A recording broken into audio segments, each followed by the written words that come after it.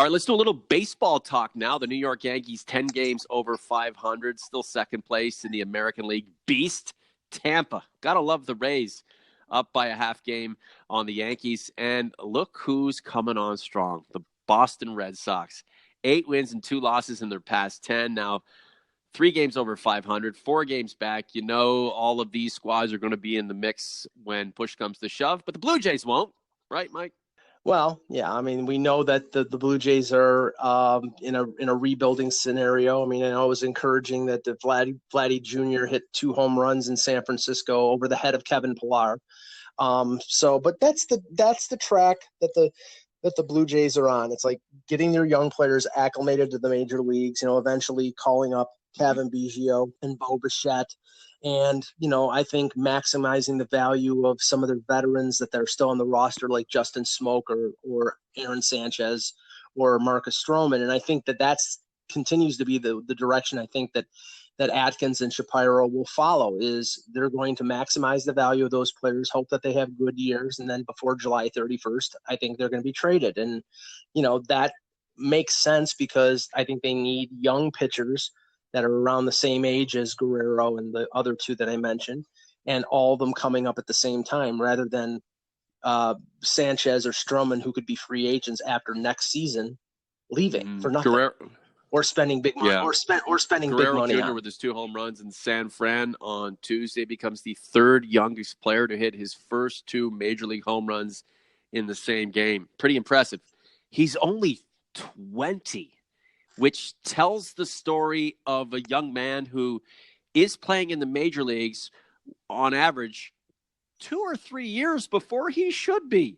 And it's not as if he's out of place. This guy is going to learn his craft at a high level, at the highest level, and it's going to come sooner rather than later, which will be solace for Jays fans, Mike, during this rebuilding year. There's still going to be a lot of fun moments to come. Yeah, but it's going to be a struggle. I know that I heard from some of the people covering the team regarding his struggles early. He was hitting in the 100s, and that's gonna happen. And you can't really, I mean, face it. If he gets sent back down to Buffalo, it's not a disaster. There have been really great players that have been sent back down to AAA to get a little fine tuning and build up their confidence, and then they come back. So, if he continues to struggle, I mean, he had a couple home runs. I think he is not out of place in the majors, but he is 20. So if it takes a little longer, that's fine. Look, Mike, if Vladdy Jr.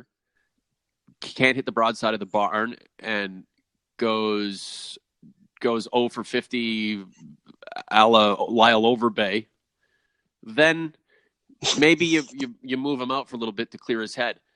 I just don't think there's any baggage or any head issues there. He's just the kid who wants to play and enjoys the game and is much better than most of the players down in AAA. I just don't see any reason why he would go down there, and I don't think he's going to slump to the extent where he's going to need a change of scenery.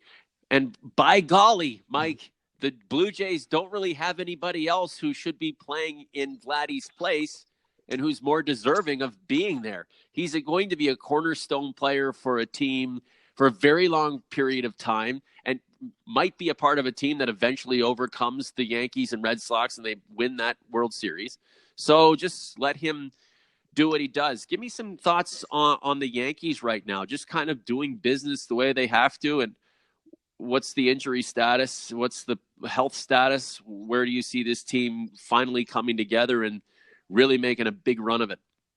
Well, first of all, I guess you're going to have to start calling them the Blue Jays East, because they added Kendrys Morales, who was designated for assignment by Oakland, and they acquired him because Miguel Andujar's shoulder labor problem has gotten to the point where he's going to have surgery and end his season.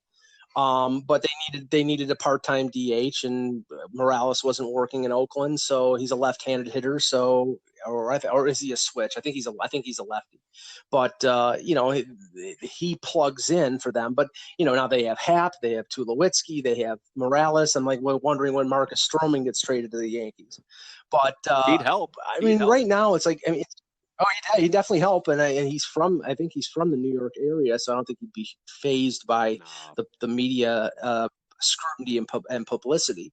But where the Yankees are just, I mean, they're getting performances out of players that nobody expect. I mean, nobody expected Domingo German to be 8-1, or I think seven. I think he's 8-1 after the victory last night. I mean, they thought they would be in trouble with Severino injured. They thought Paxton would step up and be the number one, or Tanaka, and it's been Domingo Mm-hmm. German. So it's that's incredible. Their bullpen has pitched really well without Dylan Betances. So guys like Britton, Tommy Canley, Adam Ottavino are stepping up, and Greg Bird gets hurt. Luke Voigt has been fairly solid at second or at first base. Torres played short in second. And he's hitting for power. I think he has 7 or 8 home runs now.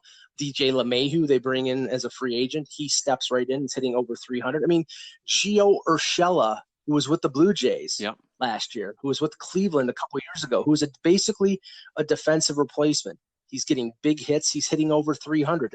Will that last? I don't know. I don't think so. But that's the kind of, they're getting those kind of performances out of, Urshela, Cameron Maybin, Mike Talkman. I mean, it's like nobody's, but they're all fitting in, and they're all So the New serving York a role. Never Heard of Them's host the Tampa Bay Rays in a nice little 3-game set at Yankee Stadium beginning tomorrow.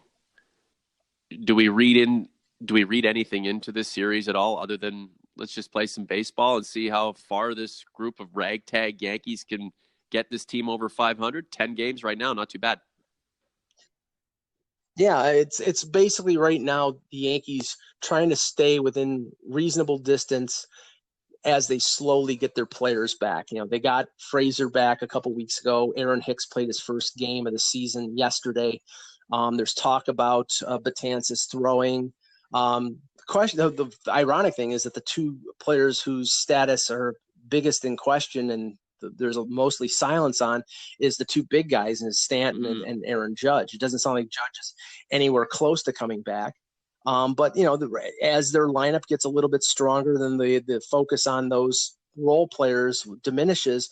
But those star players, I know Hicks went 0 for 4 yesterday. Once they come in the lineup, they're going to have to produce. Otherwise, you may as well stick with those role players until they prove that they can't play. If you're a listener to the Leafs Convo, which you probably are, you recently heard me say that it's important to focus on your team and not direct too much negative energy at the teams you hate.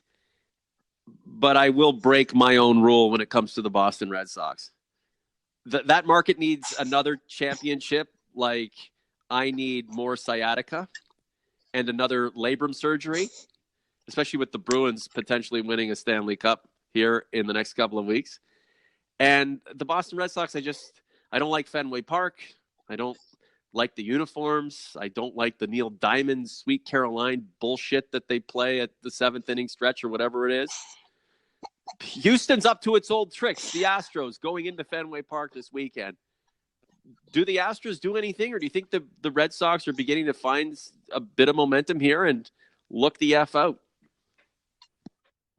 Well, the Red Sox are definitely finding it, but I found it amusing that Chris Sale's best pitching performance of the year was a few days ago when he struck out 17 against Colorado and they lost the game in extra innings. So, you waste one of his few good outings with an extra inning loss.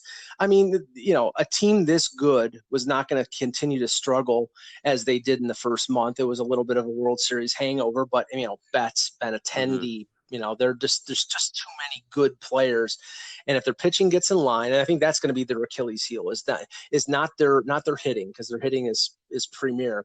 It's their pitching, it's their bullpen, which Craig Kimbrell is still unsigned. They don't really have what I would say a grade A closer, so that might be the thing that keeps the Red Sox from winning the AL. Do I like the Red Sox? No. Do I respect them? Hell yeah. As a guy who grew up in baseball and understands this game very well, I'm sorry, man. You have to tip your hat to those teams that are just as good or better than you. You can always throw up the middle finger behind the hat, but, it is what it is. Tampa's a plus 62. Run differential, not bad. Yankees plus 40. Here come the Red Sox plus 27. Houston, look at this. A league leading plus 87 in the runs for and against department.